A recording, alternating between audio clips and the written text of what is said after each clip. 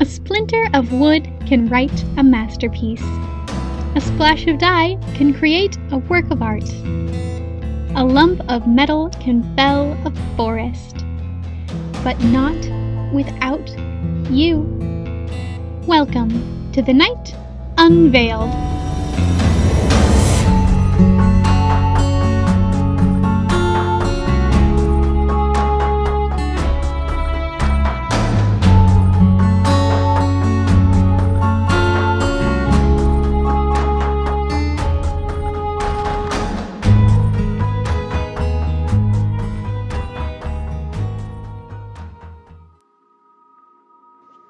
Evening, Night Vale. I know some of you may be surprised to hear my voice over the radio, but it looks like, due to unprecedented events, I'm going to keep covering the nightly news. We have people in Night Vale again, which is, of course, pretty nice. It does get kinda lonely without inhabitants in a town for however long a time that was. Got quite the infestations of heat worms in my kitchen, which was nearly impossible for the exterminator to get rid of. But he did manage it at the cost of some minor injuries to his hands and kidneys. Please be sure to have annual checkups with the local exterminator's office for these little nasties, folks. You never know when they'll sneak up on you. In other news, the glow cloud has moved on and has yet to return. Our local meteorologist, who whispers from the station's in-house thermostat, says that it should not be returning in the near future, but to keep our eyes peeled. Now, I'm not sure if the thermostat meant to keep our eyes peeled in a literal or figurative sense, but in the past, he's told both myself as well as other reporters to break our legs before broadcasts, and if that isn't rude, I don't know what is. In addition, nobody seems to want to answer the deep, guttural call of community radio and fill in the position of Night Vale Community Radio Night Broadcaster. It's been sounding off in regular intervals for almost 2.5 weeks now, but nobody wants to engage me in hand-to-hand combat for the title, which is a good thing since I'm a certified chrome belt in machete wielding, as well as a fuchsia sash in chopstick weaponry, so they'd certainly have a run for their money. For those of you who couldn't tune in earlier or have had your memories wiped since our station's recent previous broadcasts, let's go over the daily news.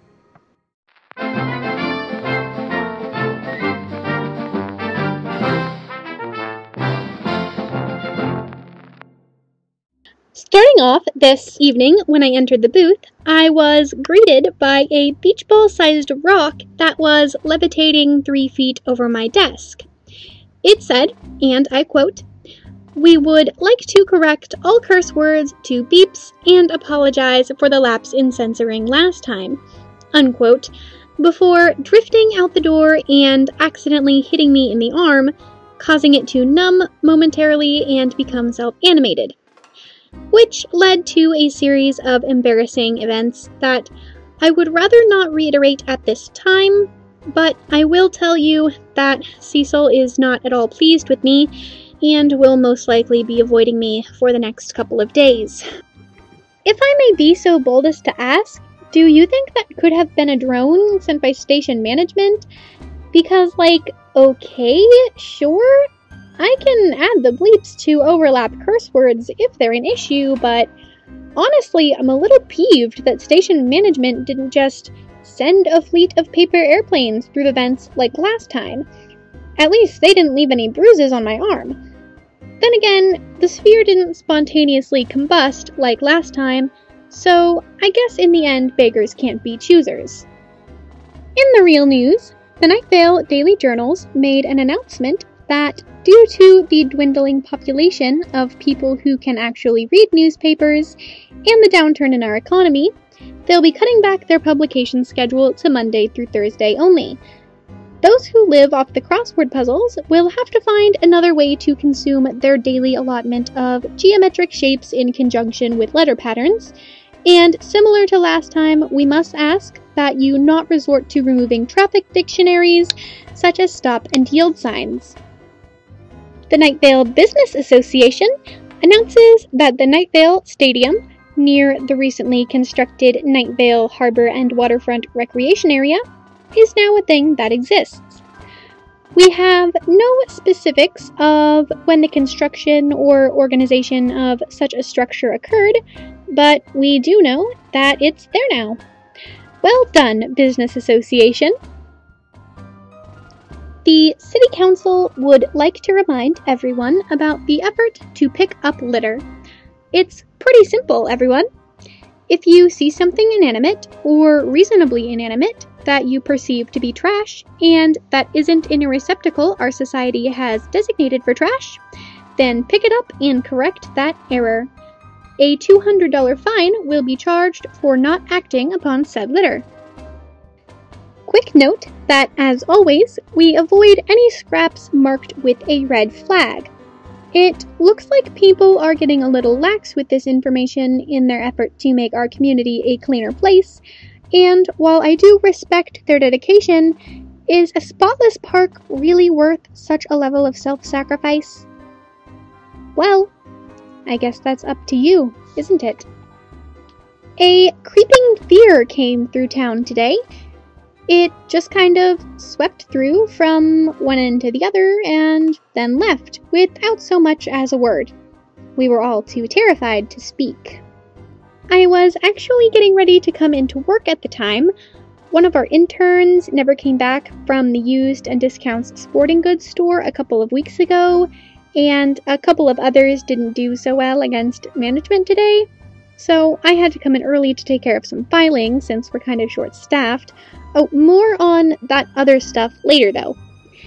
Anyways, so I was getting ready for work when suddenly I was frozen in petrification. I was sure that any move I made, even a single muscle, something unspeakable would befall me.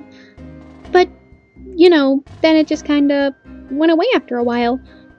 Really messed up my routine though. Oh yeah, so about that other stuff. It turns out that the used and discount sporting goods store on Flint is actually apparently a front for the world government, at least according to our sources. We sent Chad down to check it out a couple of weeks ago, but he hasn't come back yet, so if any of you Night Vale Community College attendees need some credits, our internship program is officially accepting applications again. Speaking of losing interns, today was contract negotiations with management. We lost some good men, but on the bright side, I'm still here, and I think I made a pretty good impression toward maybe making this night broadcaster thing more permanent. Let's see, a quick reminder that every Night Vale citizen is mandated to eat at Bakery Goat's Pizza once a week. It is a misdemeanor not to. Oh, if you weren't already aware that books have stopped working, then, well, I'm very sorry and I wish you a speedy recovery. Since early this morning, there has been a saleswoman in traditional business clothing standing in front of the Walgreens by the Immortal Bean, our local coffee shop. She's handing out slips of paper that read horoscopes, like the word horror and horoscope put together in blocky lettering. I have a copy of this horoscope sheet with me, and this looks pretty legitimate from what I can tell. There are several spelling errors across the page, dirt stains, and Libra has been completely marked out, instead being replaced with the word liar, repeated over and over. Aries, accept the fact that there are forces beyond your control. Put your trust in the stock market. Buy gold. Taurus, the girl with many teeth stalks again. Gemini, remember to wash your second face tonight. It's feeling particularly left out and is threatening to start whispering again. Cancer, your puns are gone. Get help. Leo, buy more cow's hearts. Your iron levels are low. Virgo. Vos bononas son mea et le murlos son returnes. Libra. Liar, liar, liar, liar, liar. Scorpio. Hide the item that you've been fearing and set fire to those you've held dear. There is a great chance you will need one and not the other. Sagittarius. You do not belong in the dog park. Stay out of the dog park. It doesn't even have dogs anyway. What are you doing in there? Capricorn. Get out. Get out. Get out. Get out of your house and into the bright, beautiful sunshine. The world is your oyster. Crack it open and reap the benefits. Aquarius. You look extremely appealing to everyone. Yes, everyone. And in every way you could possibly think of. You better be careful. Pisces. Your taxes are overdue, you dog. Honestly, listeners, this looks like any old horoscope sheet that you'd find deposited in your daily mail. Just on floral stationery and written in finger paint, which is still wet and getting all over my desk. Oh, gross. That's just gross. It's everywhere. Oh, just give me a couple of minutes to get some tissues or something. Oh, golly, it's on my nose. Why is it so itchy? Oh, here's an advertisement while you all wait ever so patiently.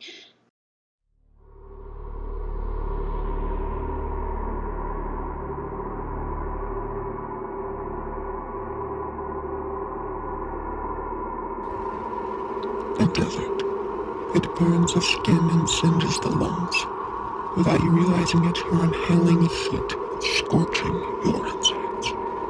You are fire. The flames consume your innards and dispose of any hope for survival you may have once held so dear. The fire lives within. Drink Dr. Pepper. Put out the flame. Please visit your local supermarket today. You won't forget it. You won't regret it.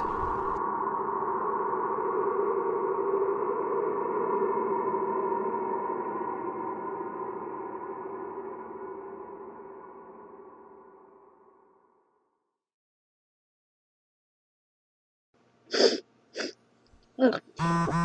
Oh, text. Sorry for answering this on the air, but texts are full of information pertaining to the scientists' research on broken books, which are forbidden. This one is from Dave Cartwright, who, as all of you know, is one of the scientists. He was here with me last time I covered the night broadcast, and we've been texting a lot since then. He says, Aaron, I heard you talking about the books, and I thought you should know that we were trying to fix them, the books, but instead of doing that, we created an explosion. I lost quite a bit of my tea in the fire. I don't know how to feel about that. On one hand, I have a lot of tea, but on the other, it's my tea, you know. Well, at least he's okay. I hear science can be pretty dangerous, which is why it is, for the most part, illegal. Now then, oh, hang on, here's another text from Dave saying I was on fire, with 3 exclamation points. I don't know if he was very surprised or very excited, but it's nice to see that Dave shares our enthusiasm about being on fire. It is still not recommended that we use books during this time, it seems. According to numerous reports, books will lead you to a slow, painful death. Or just set you on fire, apparently. I mean, whatever happens, happens. Books are murderous things that the city council doesn't approve of, and you shouldn't be reading them anyways. Oh, and Dave just sent me yet another text saying Carlos and Rick got bitten by a book, but I guess I can touch them? Okay then. That's a lot of question marks, and personally I think those are warranted. That is weird. Normally, books harm everyone they touch. But then we've never exactly had any bites recently. There was that one back in '76, but that wasn't all too strange. The guy that was bitten also attempted to eat any amount of paper they could find, which is unhealthy, at the same time as being toxic, if I'm right. But anyways, please do not follow the example of these scientists. They're professionals, more or less. To the general public, books are still very lethal. Speaking of murder, more on intern Chad, who was sent out to the used and discount sporting goods store earlier and still hasn't come back. I've been trying to call him to see when we'll be getting our tennis racket, or if I just need to bring my own, but he hasn't been picking up his phone, and I keep getting sent directly to voicemail. I really hope he hasn't followed in the footsteps of so many previous interns and met a gruesome end. He was really nice, and smart too. I mean, he kind of had to be. He was the one who kept the coffee maker in the break room from fulfilling its dream of eradicating all human life. Oh, anyways, it looks like he survived. He just sent me a text saying, "Sorry for not picking up. Being chased by things isn't conducive to picking up the phone. I did get a tennis racket though." Well, Chad, that's perfectly understandable. Running for your life is almost never a good situation that you can answer the phone in. So, Chad, congratulations on getting a tennis racket, and good luck on escaping, or prolonging your inevitable doom.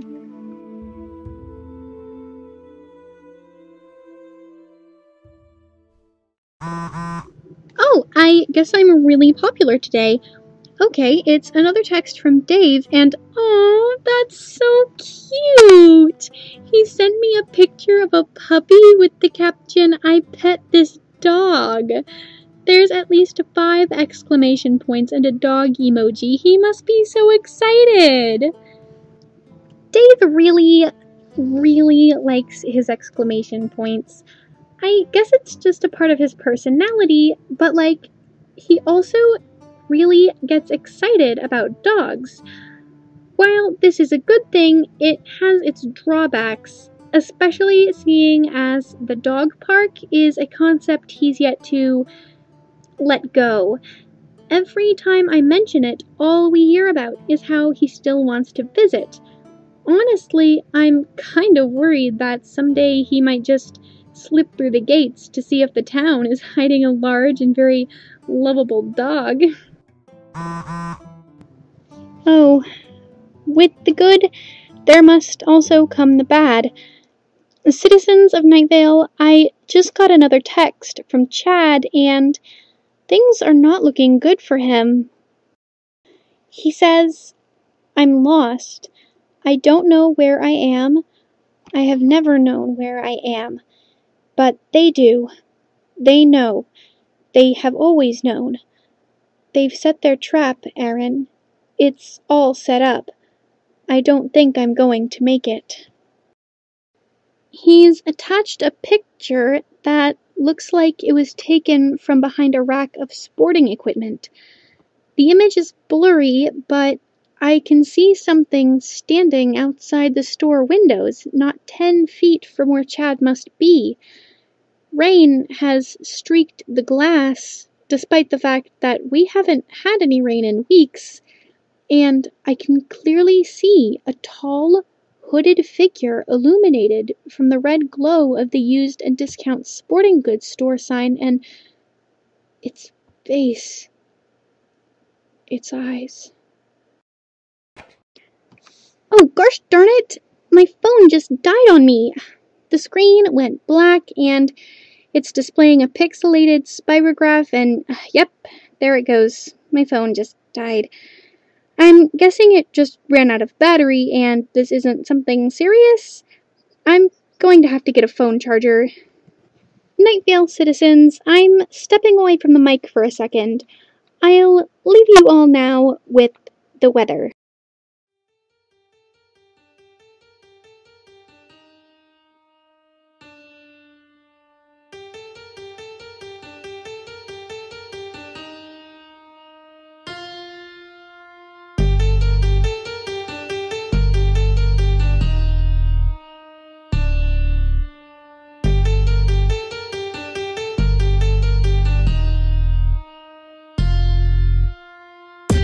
a wrong turn, when will you learn? You try to scream but no one heard ya. They call it murder, they call it murder.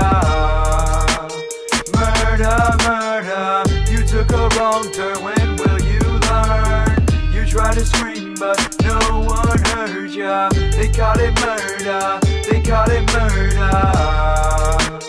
Murder, murder. Run fast as you can. If you can't run any faster, move in. I'm ripping like an automatic all the time. I'm still having homophobic. That's like ass a rap, so who you yapping at? Man is at it with a rap attack. I could get a bullet in my ass tonight and still wouldn't give a shit about the afterlife. Tell doctor the meds ain't working, I can still hear voices, my head is hurting. Memory won't allow for random access to the mic is soft, I'm on practice. So many knives been stabbed in my back, even wanna get back, so my back's a cactus. I feel like a lyrical acrobat, doing backflips, breathing in and out of every tracklist. I get on, I spit on every pussy rapper like a heterosexual. Get technical, I rectiful, y'all bet to know you about to get shit on. Pain and envy bring 'em with the chills. It's hard to swallow these bitter pills. God gave me this gift to kill. These rhymes, so I'm putting on the pills I've been on. This shit is insane, so I spit with insane. And twisted insane, I'm sick in the brain. So I quit with the rain, and I get with the flame. Better get in your lane before I come up and knocking the knife coming out of my pocket. Better watch it, don't come up and mock it, or I make it the chopping your motherfucking esophagus. You took a wrong turn, when will you learn? You try to scream but no one heard ya. They call it murder, they call it murder. Murder, murder, you took a wrong turn, when will you learn? You try to scream but no one heard ya. They call it murder, they call it murder. Murder, murder, you took a wrong turn, when will you learn? You try to scream but no one heard ya. They call it murder, they call it murder. Murder, murder, you took a wrong turn, when will you learn? You try to scream but no one heard ya. They call it murder, they call it murder. Murder, murder.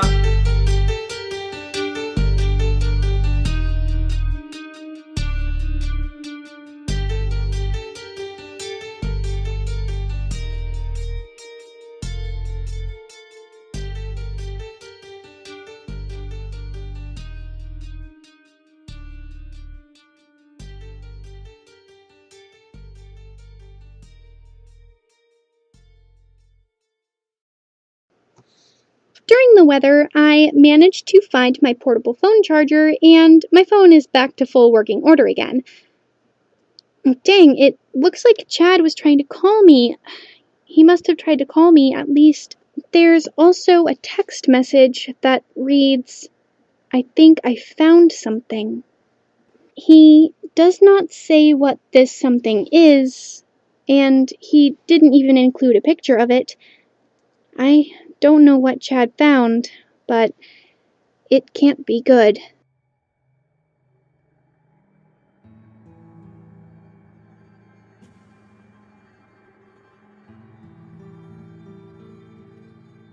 I was supposed to give you all Dave's final report on the book situation, but listeners, I'm being controlled by my personal feelings right now, and they're making me act irrationally.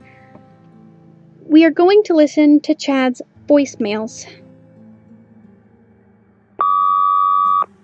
4 new messages. First message from phone number 339-809-27 Blood Slave. Received at 4:33 a.m. I officially have no idea what is going on anymore. I got the tennis racket, but I can't leave the store because that thing is still out there. I'm calling you from behind the register, and I'm still trying to look for a back door, or a secret tunnel, or some sort of portal in disguise so that I can sneak out of here before that thing figures out how to open the door. And oh, I just moved away some sports magazines, and I think I found a tiny door that leads under the counter. I'm going to need both hands to get it open, so I'm going to have to call you back. Please pick up your phone next time. Message saved. Second message from phone number. Received at 4:42 a.m. Hey, Aaron. I don't know if you got my text messages, but the thing I found, it's scary. I don't know if I want to be here anymore. Please stand by. Message saved. Third message from phone number. Received at 4:58 a.m. I left it alone, undisturbed, or at least I think I did. I hope it doesn't try to follow me. That could be bad. I'm climbing down a set of stairs, and I think I'm entering the basement. I can hear the thing upstairs pacing around it, but I've got my tennis racket, so I'm feeling pretty good about myself. The weird thing about these stairs is that I can't see the steps I've already gone down. I tried to go back and retrace my steps, but when I turned around, my pocket light couldn't break the wall of inky blackness behind me. I feel like I've been walking down the same steps for hours now, but my phone says it's only been like 10 minutes. And it's all the same. I started counting, and I go down 13 steps, and there's a platform, and I turn. And I go down 13 more. It's really dark down here. I think I can smell something that is particularly irony? Kind of like blood. It might be mine. I'm not sure. I hope not. Please, just answer your phone. Message saved. Fourth message from phone number. Received at 5:20 a.m.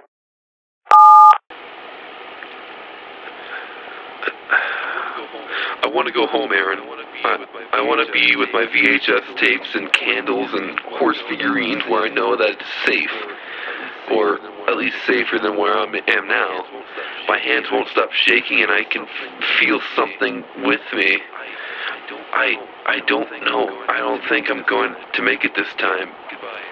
Goodbye, Aaron. And it's been a pleasure being in service with you. Message saved. You have no new messages. I'm sorry, everyone, but I can't get what this psychic I met said about Leos out of my head. Chad was a Leo, and the psychic did say he was going to have a terrible day. I think this is the worst day he could have, really. To intern Chad. If you're picking up this broadcast, then I hope you make it out of wherever you ended up being. In the meantime, like I said I would, Dave's final report about the books, which he wrote as, "The books grew legs, attacked Dick, and then tried to maul basically anything. This is probably from our testing, and using the books normally won't get these results. Probably. Anyway, it's like Fahrenheit 451 behind the lab right now. Literally every book, post-it, and pamphlet is completely on fire right now, even with people trying to save their favorites. Even the books we brought with us are acting up. It's so unfortunate that we have to dispose of so much knowledge." And he put a little frowny face. "At least the Kindles are okay. Oh, he asked me to go roast marshmallows with him after the broadcast is over. How sweet!" And, oh, well, this is not so sweet. I just got a text from station management. The text is in all caps and says, "Mortal, stop answering your phone on the air." And, wait for it. Yep, there it goes.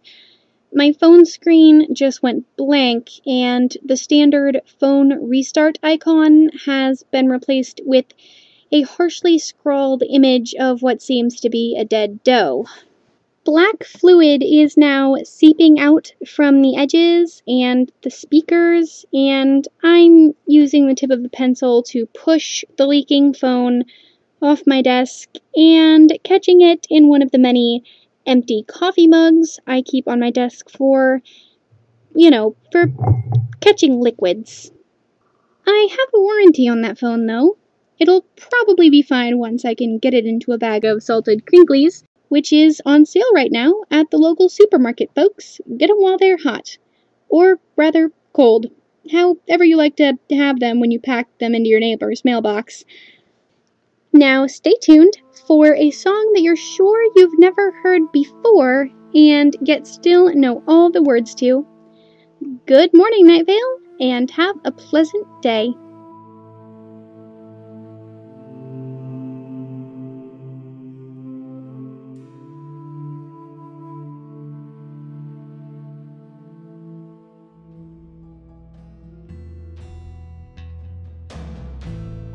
This episode was brought to you by the Night Unveiled team. Please let us know if you liked tonight's production, and be sure to leave us some feedback by commenting on this video or sending us a personal message. We had many people and entities aiding us this evening, but our voice actors who performed were the following. Aaron Lionel, the nighttime radio host, was voiced by Jenny Slorg. Chad the intern was voiced by a soul by the name of Trev. The voice of the answering machine was the robot we bought from the bees. Our weather this evening was written and performed by Luke Larson, presenting the new single, Murda Murda. For more information, please visit his SoundCloud accounts or send him an email at lucaslarson@gmail.com, listed in the description below. If you would be interested in being featured in the weather section of our fancast, send us an email at nightunveiled@gmail.com, and if you would like to know more about our production group, please feel free to shoot us a message or browse through our blog. And thanks for listening!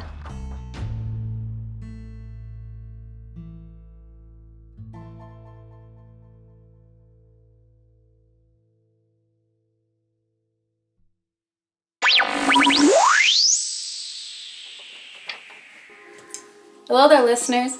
My name is Pix, and I'm one of the head producers over here at our fan cast, The Night Unveiled. I apologize for interrupting the usual episode ending, but I only just realized that we have quite a few announcements to make. Also, I just wanted to say hi. First off, as you can probably see behind me, there's a laptop with an editing program loaded.